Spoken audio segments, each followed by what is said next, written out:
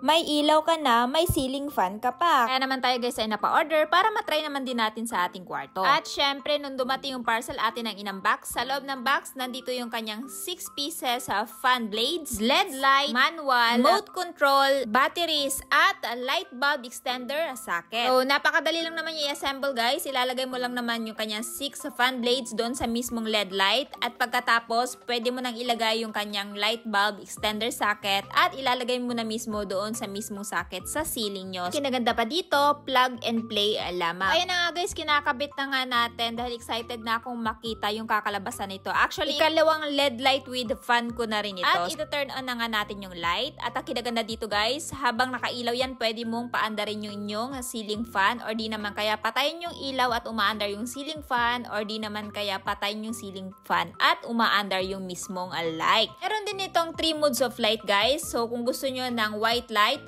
pwede nyong i-activate nyan. Di naman kaya yung kanyang neutral light or yung kanyang yellow light. And then na lang sa ambience na gusto ninyo. Tapos ang kinaganda dito guys, ito din ay mayroong night mode light at pwede nyo ding iset for 2 hours or 4 hours yung fan or light. So din siyang mode for soft wind, medium speed wind or strong wind. Kaya naman guys, kung ganito ka compact na ceiling fan with LED lights ang hanap nyo, I highly recommend this Mitsusi ceiling fan light with remote control. Kaya ano pang iniintay nyo guys habang available pa to?